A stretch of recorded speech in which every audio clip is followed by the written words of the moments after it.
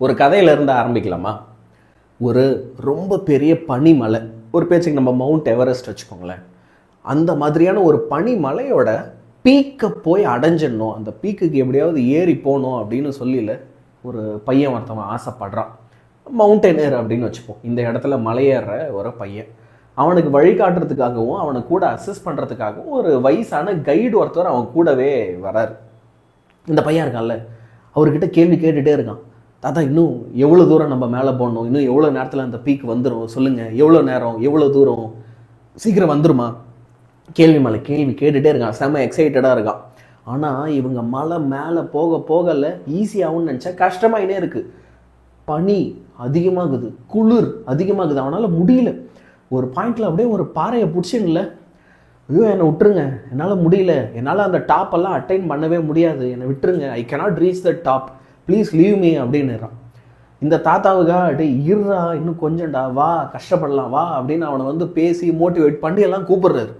அவரு கூப்பிடுற அந்த நேரம் பார்த்து பனிப்பொழிவு ரொம்ப ரொம்ப அதிகமாகி அவங்கள சுற்றி அப்படியே பனிமூட்டமாக மிஸ்டாக ஃபுல்லாக மேகம் மாதிரி ஃபுல்லாக சூழ்ந்து போகுது. அவன் கண்ணுக்குள்ள ஒன்றுமே தெரில, ஒரு ஸ்டெப்பு இப்படி எடுத்து வைக்கலாம் அவ்வளோதான். இப்படி கீழே குனிஞ்சு பார்த்தா அந்த ஒரு ஸ்டெப்பு எடுத்து வைக்கிற அளவுக்கு தான் தெரியுது. மீதி எல்லாமே மறைச்சி மிஸ்டாக ஃபுல்லாக ஒயிட் ஆகிடுது. அவனுக்கு அவ்வளோதான், முடிவே பண்ணிட்டான். நம்ம வாங்க, நம்மளால இதெல்லாம் முடியாது, ரிட்டர்ன் போயிடலாம், வி கான்ட் டூ திஸ், நம்மளால இதுக்கப்புறம் எப்படி அந்த டாப்புக்கு போக முடியும், கால் எங்கே வைக்கிறதுனே தெரில, எங்கேயாவது விழுந்து செத்துட்டு என்ன பண்ணுறது அப்படின்ட்டு அவன் போச்சு விட்டுடலாம் அப்படின்றான். அந்த நேரத்தில் அந்த தாத்தா, அந்த கைடு அவன்கிட்ட ஒரு விஷயம் சொல்கிறாரு. தம்பி, நீ இப்போ ஏன் டாப்புக்கு போக முடியுமா முடியாதான்றத பற்றி பேசிகிட்டு இருக்க, அதை பற்றி பேசாத, டாப்புக்கு போகிறது அப்படின்றது அடுத்து. இப்போ நீ எதை பற்றி தெரியுமா யோசிக்கணும், உன் கண்ணுக்கு அடுத்து ஒரு ஸ்டெப்பு தெரியுது இல்லை, அதுக்கு மேலே தானே தெரியல. அப்போ அந்த ஒரு ஸ்டெப்பை ஃபார்வர்டாக எடுத்து வச்சு இப்படி கொஞ்சம் நவுந்துனா அடுத்த ஸ்டெப்பு தெரிய ஆரம்பிக்கும். இப்போ அந்த அடுத்த ஸ்டெப்பில் கால் எடுத்து வை அப்படின்றாரு. ஒரு ஸ்டெப்பாக பார்த்து பார்த்து நட, சரியா? மேலே போக முடியுதா இல்லையான்றத அப்புறம் பார்த்துப்போம். நீ இனிமேல் மேலே போகணுன்னாலும் கீழே போகணுன்னாலும் உன்னால் ஒரு ஸ்டெப்பு தான் எடுத்து வைக்க முடியும். அப்போ அந்த ஒரு ஸ்டெப்பை ஃபார்வர்டாக எடுத்து வை, என்ன ஆகுதுன்னு பார்த்துருவோம் அப்படின்றாரு. அவனும் ஒரு பேச்சை கேட்டு என்ன செய்கிறான், ஒரு ஸ்டெப்பாக எடுத்து வைக்கிறான். அண்ட் ஃபைனலி அப்படியே நடந்துகிட்டே இருக்கும்போது ஒரு பாயிண்டில் என்ன ஆகுது அப்படின்னா, அந்த மேகம்லாம் கலையுது, அந்த மிஸ்டெல்லாம் கலையுது. பார்த்தா ஆல்மோஸ்ட் அந்த பீக்கை அடைஞ்சிட்டான். அவன் எப்போ நம்ம அந்த டாப்புக்கு வருவோன்னு எதிர்பார்க்குற வரைக்கும் ஆல்மோஸ்ட் அது நடக்கவே இல்லை. ஆனால் அவன் எப்போ one step at a time, ஒரு ஸ்டெப்பாக எடுத்து வைப்போம் அப்படின்னு நினச்சி எடுத்து வைக்க ஆரம்பித்தானோ அப்போ அவனால் அந்த இலக்கை ஈஸியாக அடைய முடிஞ்சது. நம்மளோட லைஃப்பும் அப்படி தான் இருக்க போகுது, நம்மளோட பப்ளிக் எக்ஸாம் ஜேர்னியும் அப்படி தான் இருக்க போகுது. புரியுதா? நீங்கள் இந்த பீக், இந்த டாப்பில் ஏறி அது மூலயமா உங்களுக்கு கிடைக்க போகிற அந்த வியூ அப்படின்ற ஒரு பலனை அனுபவிக்கணும், சந்தோஷமாக லைஃப்பில் ஜெயிக்கணும்னு நினச்சிங்கன்னா இப்போவே நீங்கள் 500 out of 500, இப்போவே நீங்கள் 600 out of 600 ஆகணும், எடுத்தே ஆகணும் அப்படின்றத இப்போ யோசிக்க வேண்டாம். ஒரு ஸ்டெப்பாக யோசிப்போம். Every single step matters. அப்போ அந்த எவ்ரி சிங்கிள் ஸ்டெப்பை எப்படி எடுத்து வைக்கிறதுன்றத தான் இந்த வீடியோவில் நான் உங்களுக்கு சொல்ல போகிறேன். வாழ்க்கையில் இருக்கிறதுல மிகப்பெரிய டிசிப்ளின் என்ன தெரியுமா? Do you know the single greatest discipline in life? அது என்ன அப்படின்னா கன்சிஸ்டன்சி. தமிழ்ல நிலைத்தன்மை அப்படின்னு சொல்லுவோம், கூகுளில் போட்டேன், சரியா? வாழ்க்கையில் கன்சிஸ்டன்ஸாக இருக்கணும், ஒரு விஷயத்தை தொடர்ச்சியாக செஞ்சுக்கிட்டே இருக்கணும். நான் 3 நாள் ஒரு விஷயம் ஃபாலோ பண்ணுவேன், 4வது நாள் அதை விட்டுருவேன், அப்போ அது பேர் கன்சிஸ்டன்சி இல்லை. யார் அப்படி கன்சிஸ்டண்டாக இருக்கானோ அவன் இன்னைக்கு வரைக்கும் ஜெயிச்சிருக்கான் வாழ்க்கையில். நீ யாரை வேணா எடுத்துக்கோ, ஆனால் வாழ்க்கையில் கன்சிஸ்டண்டாக இல்லாதவங்க நிலையா ஜெயிச்சதா சரித்திரமே இல்லை. நீ எவ்வளோ பெரிய சாதனையாளர் எந்த ஃபீல்டில் எடுத்தாலும் அவங்க எல்லாருக்கிட்டையும் இருந்த ஒரு டிசிப்ளின் என்னவா இருக்கும் அப்படின்னா கன்சிஸ்டன்சி. அந்த கன்சிஸ்டன்சி என்ன தெரியுமா? Taking one step at a time. ஒரு நேரத்தில் ஒரு ஸ்டெப்பை எடுத்து வை, 10 எடுத்து வைக்கணும்னு யோசிக்காத, 1. இப்போ நீங்க எல்லாருமே எனக்கு இந்த வீடியோவில் அதுதான் கமெண்ட்டும் பண்ண போறீங்க.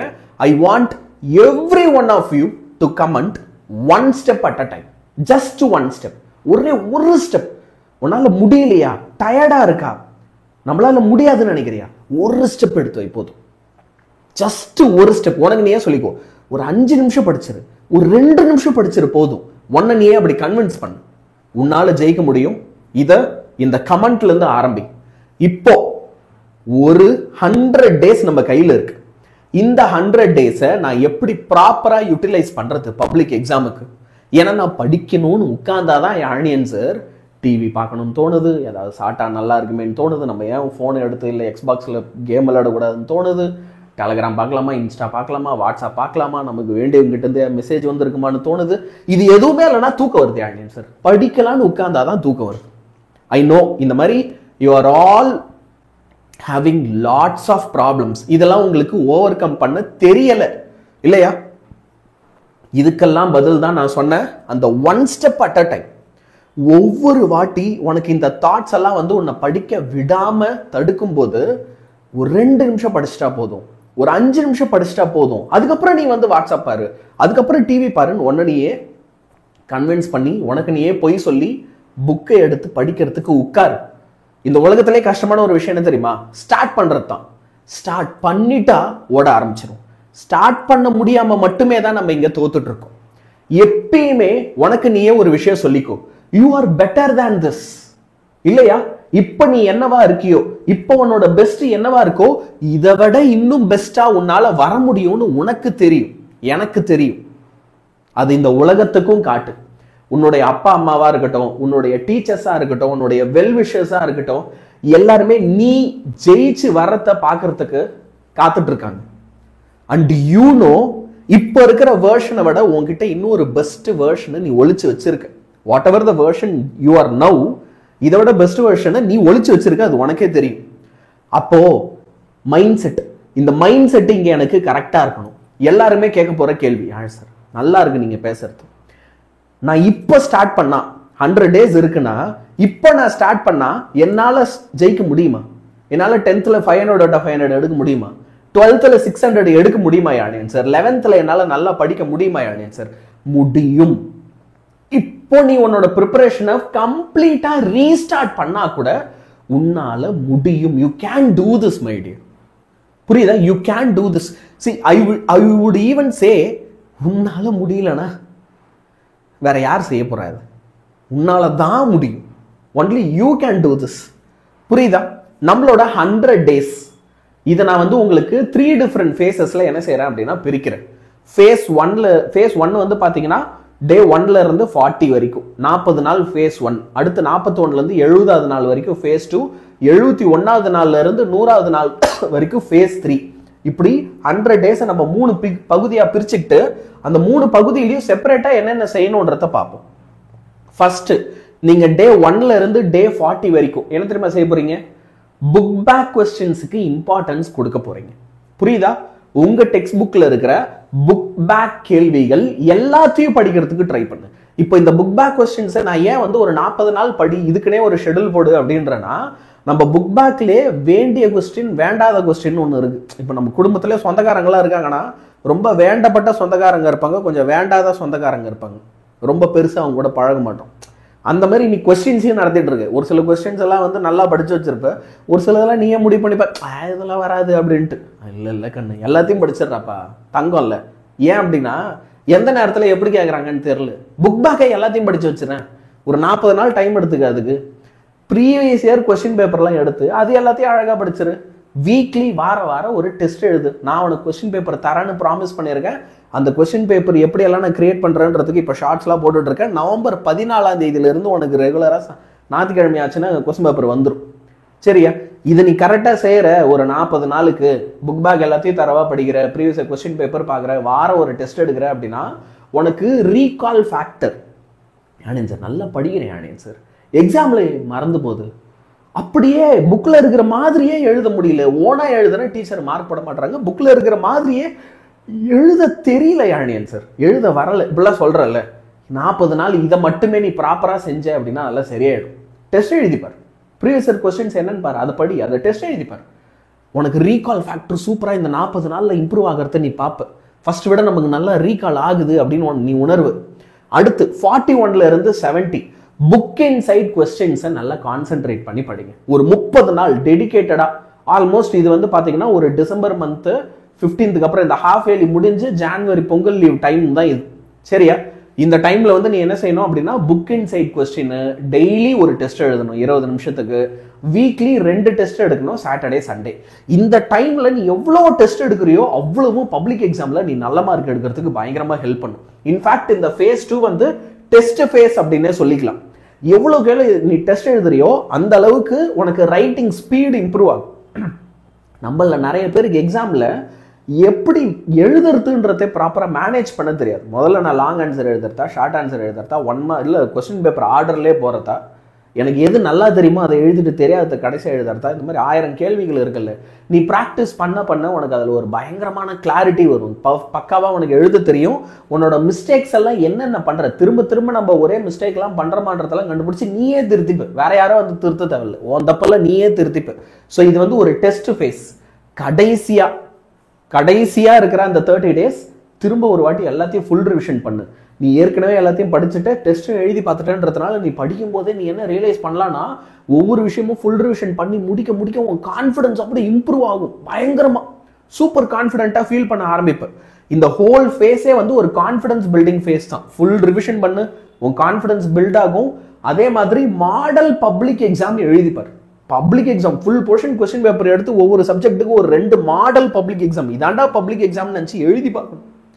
அதுலயா ஒரு தப்பு வருதுன்னா பப்ளிக் எக்ஸாம்ல வர தப்பா நினைச்சு பை பண்ணும். அந்த மாதிரி எழுதி பார்க்கணும். விச் அகைன் நம்ம டெஸ்ட் சீரீஸ்ல உனக்கு அந்த மாதிரி கொஸ்டின் பேப்பர்லாம் தரேன், எழுதி பாரு.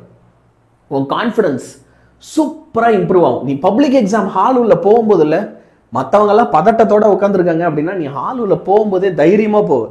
புரியுதா? ஒரு டே எப்படி நீ பிளான் பண்ணணும், உன்னோட டே எப்படி இருக்கணும் அப்படின்னா, ஓகே 4 ஸ்டடி செஷன்ஸ் இருக்கணும். காலையில, ஆஃப்டர்நூன், நைட்டு. ஓகே, அழகா பிரிச்சுக்க. இதுக்கு நடுவில் ஈவினிங் ஒரு செஷன் வச்சுக்கோ. ஆனா நான் உனக்கு ஒரு ஐடியாவா சொல்றேன். ஒரு நாளைக்கு 4 ஸ்டடி செஷன்ஸ் இருக்கணும். ஒவ்வொன்றும் 1.5 hours இருக்கணும் மினிமம். ஓகே, 1.5 மணி நேரம் ஒரு நாளா பிரிச்சு படி. காலையில எப்பயுமே கான்செப்ட் பேஸ்ட் கொஸ்டின்ஸை படி. நீ ஒரு பயாலஜி படிக்கணும்னு ஆசைப்படுற, தமிழ் படிக்கணும்னு ஆசைப்படுற, ஓகே பிசிக்ஸ் கெமிஸ்ட்ரியிலே தியரி கொஸ்டின்ஸ் படிக்கணும்னு ஆசைப்படுற, காலையில படி. டெரிவேஷன்ஸ் இருக்கு, ப்ராப்ளம்ஸ் இருக்கு அப்படின்னா எப்பயுமே அதெல்லாம் மதியத்துல படி. ஏன்னா மதியம் தான் லைட்டா கண்ணை கட்டுற நேரம். அந்த நேரத்துல நீ ப்ராப்ளம்ஸ் பிராக்டிஸ் பண்ற அப்படின்னா சோர்வடைய மாட்ட, சுறுசுறுப்பா இருப்ப. தியரி படிச்சா தூக்கம். நைட்டுல செஞ்சது எல்லாத்தையும் ஒரு வாட்டி ரிவிஷன் பண்ணு. காலையில இருந்து நம்ம ஹோல் டே என்ன பண்ணமோ எல்லாத்தையும் ஒரு வாட்டி ஒரு கிளான்ஸ் பாரு. சண்டேஸ்ல நான் என்ன செய்யலாம், நம்ம என்னெல்லாம் இந்த வாரம் பண்ணோம் பண்ணல ஒரு ரிவ்யூ பண்ணு, டெஸ்ட் எழுது, அதுக்கப்புறம் சும்மா ஃபன் பண்ணு, கொஞ்சம் ஜாலியா இரு. தப்பு இல்லை, ஜாலியா இருக்கிறதும் நம்ம ஷெடியூல்லே இருக்கணும். புரியுதா? ஷெடியூலுக்கு அப்பாற்பட்ட விஷயமா இருக்கக்கூடாது ஜாலியா இருக்கிறது, அதுவும் ஷெடியூல்லே இருக்கணும். அப்போ உங்க வீக்கே ஒரு பெர்ஃபெக்டான பிளான்டு வீக்கா இருக்கணும். அடுத்து வரப்போற 12 வாரம் இந்த 100 days பெர்ஃபெக்ட்லி பிளான்டா இருக்கணும். வீக் 1ல இருந்து 4 நீங்க எல்லா சப்ஜெக்ட்ஸையும் புக் பேக் ஃபர்ஸ்ட் கம்ப்ளீட் பண்ணிடுவீங்க, ப்ரீவியஸ் கொஸ்டின் பேப்பர் பார்ப்பீங்க. வீக் 5ல இருந்து 8 வரைக்கும் வந்து பாத்தீங்கன்னா போன வருஷம் கொஸ்டின் பேப்பர்ஸ் பார்க்கறது, சாப்டர் வைஸா நிறைய டெஸ்ட் எடுக்கிறது. இன்ஃபேக்ட் இதுல நிறைய டெஸ்ட் எடுக்கணும். அப்புறம் வீக் 9ல இருந்து 12 வந்து பாத்தீங்க அப்படின்னா கிராண்ட் டெஸ்ட். அது என்ன கிராண்ட் டெஸ்ட்? அதான் மாடல் எக்ஸாம். பப்ளிக்கு மாடல் எக்ஸாம் எழுதி அப்புறம் எல்லாத்தையும் ஃபைனலா ஒரு ரிவிஷன் பண்ணும். இப்படி பண்ணனா உன்னோட கான்ஃபிடன்ஸ் பயங்கரமா பில்ட் ஆகும். இதுல ஒரு சில ரியாலிட்டி செக், உண்மைகள் என்னெல்லாம் பிரச்சனை வரும் அதையும் நானே சொல்லிடுறேன். ஒரு சில பிரச்சனைகள் வந்தா நீ சோர்ந்து போய் உட்காருவ. As your teacher I know உன் பிரச்சனை என்னெல்லாம் வரும்னு. சோம்பேறித்தனம் வரும், அப்புறம் பார்த்துக்கலான்னு தோணும், 4 நாள் ஃபாலோ பண்ணுவோம், 5வது நாள் வந்து என்ன தோணுன்னா இன்னைக்கு விட்டுருவோம், நாளைக்கு ஆரம்பிப்போம்னு நினைப்போம், ஆனால் ஆரம்பிக்க மாட்டோம். டயர்டா இருக்கும். சார் ஸ்கூல்லே டயர்டா இருக்கேன் சார், ஒரு நாள் தான் லீவ், இன்னைக்கு நான் கொஞ்சம் தூங்கிட்டுமா, கண்ணெல்லாம் எரியுது, தலைவலிக்குது, உடம்பு சரியில்லை, ஜுரம் அடிக்குது, உடம்பு சரியில்லாமல் போவோம். Sometimes you want to give up. இதெல்லாம் நமக்கு செட் ஆகாது, வேண்டாம். நம்மளாம் 500 out of 500, 600 out of 600 எடுக்கிற அளவுக்குலாம் ஒன்றும் வேணாம். ஏதோ நமக்கு வந்தது ஒரு 90 எடுப்போம், 85 எடுப்போம்லாம் தோணும். ரொம்ப சோகமாக இருப்போம், லோன்லியாக இருப்போம், ஃப்ரெண்ட்ஸ் எல்லாம் நிறையா லூஸ் பண்ண வேண்டியிருக்கும். நீ கஷ்டப்பட்டு படிக்கணும்னு நினைப்போம், உன் ஃப்ரெண்டு ஜாலியாக இருப்பான், உன் ஃப்ரெண்டு ஜாலியாக இருந்துட்டே 90 எடுத்துருவான். நீ கஷ்டப்பட்டு படித்தாதான் உனக்கு 95 வரும், 90 வரும். நீ நிறையா அதை ஃபேஸ் பண்ணியிருப்பேன். உன்னோட ஃப்ரெண்ட்ஸு ஜாலியாக இருப்பான், அவன் படிச்சிருவான். ஆனால் நம்ம அப்படி கிடையாது. இல்லை, நானும் அப்படின்னா பரவாயில்ல, என்னால் ஜாலியாக இருந்துட்டு என்னால் நல்ல மார்க் எடுக்க முடியும்னா பரவாயில்ல. நீ அப்படியா? Ask yourself. இல்லை, என்னால் ஜாலியாகவும் இருந்துங்கன்னு நல்லாவும் மார்க் எடுக்க முடியாதுன்னா அப்போ மார்க்கை தான் நீ கான்சென்ட்ரேட் பண்ணணும். நான் சொல்கிறேன், ஃப்ரெண்டு உன் வாழ்க்கையில் நிற்பான், அவன் கூட எங்கேயும் போயிட மாட்டான்.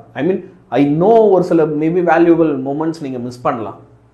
உங்களுக்கு பிடிச்சவங்க கூடலாம் உனக்கு இந்த நேரத்தில் பேசணும்னு ஆசையாக இருக்கு, எனக்கு எல்லாமே புரியுது, வாழ்க்கையில் எல்லாமே தேவை. ஆனால் மார்க்குன்னு இல்லைன்னா யாருமே கூட நிற்க மாட்டாங்கடா. நீ நல்ல காலேஜுன்னு போலனா யாரும் கூட நிற்க மாட்டாங்க, நல்ல வேலைக்குன்னு போலனா யாருமே கூட நிற்க மாட்டாங்க. அனுபவத்தில் சொல்கிறேன். சரியா? தனியாக நிற்க வேண்டிய ஆகிடும். ஜெயிச்சதுக்கு அப்புறம் தான் அப்புறம் எல்லாம் வருவாங்க. நான் என்ன சொல்கிறேன், அந்த மாதிரி விட்டு பிடிக்கவே வேண்டாம். எடுத்த உடனே ஜெயிச்சிரு. ஏன் அப்படின்னா பின்னாடி நிற்கிறாங்க பேர், அவங்களுக்காக தான் நம்ம ஜெயிக்கணும்னு நினைக்கிறோம். நம்மளோட அப்பா அம்மாவாக இருக்கட்டும், நம்மளுடைய ஆசிரியர்களாக இருக்கட்டும், நமக்கான வெல்விஷர்ஸாக இருக்கட்டும். இந்த உலகத்தில் எல்லாருமே நமக்கு நல்லது நினைக்கிறது இல்லை, ஆனால் நல்லது நினைக்கிறதுக்கு ஒரு 4 பேர் இருக்காங்கல்ல எல்லாருக்கும். நான் நினைக்கிறேன் மனசார. புரியுதா? அப்போது இதுக்காக ஜெயிச்சிரு. இதுக்காக நீ என்ன பண்ணு, ஃபைட் பண்ணு. ஒரு விஷயம் நல்லா ஞாபகம் வச்சுக்கோ, இந்த 100 டேஸ் உங்களுடைய வாழ்க்கையை மாற்றக்கூடிய ஒன்று. These 100 days can change your life. இன்னைக்கே ஆரம்பிச்சிரு. இந்த வீடியோ பார்க்குற அப்படின்னா start now, you start immediately. நீ அதை பர்ஃபெக்டாக ஆரம்பிக்கலனாலும் பரவாயில்ல, ஆனால் எனக்கு ஆரம்பிச்சிரு. நான் சொல்றது புரியுதா? இதான் எனக்கு இருக்கிறதுலே ரொம்ப முக்கியமான லைன். நாட் பர்ஃபெக்ட்லி, நீ பர்ஃபெக்டாக தான் பண்ணணும்னு அவசியம் இல்லை, ஆரம்பிச்சிரு போதும். அதே எனக்கு போதும். ஏன் அப்படின்னா ஓகே, ஒரு நாள் நான் பார்த்துக்கிறேன் அப்படின்றதுக்கும் டே 1க்கும் ரொம்ப வித்தியாசம் இருக்கு. This should be your day 1. இப்போ இந்த மொமெண்ட், இந்த வீடியோ நீ பார்த்துட்டு இருக்கல்ல, இது உன்னுடைய டே 1 இருக்கணும். This should be your day 1. Okay, ஒரு நாள் பார்த்துக்கிறேன்றது வேற, இது டே 1 இருக்கிறது வேற. உன் ப்ரிப்பரேஷன்ல லெட் திஸ் பி யோர் 100 டேஸ்ல டே 1. யாரெல்லாம் இந்த வீடியோவை பார்க்குறீங்களோ டே 1 ஸ்டார்ட்ஸ் அப்படின்னு கமெண்ட் பண்ணுங்க. Good bye.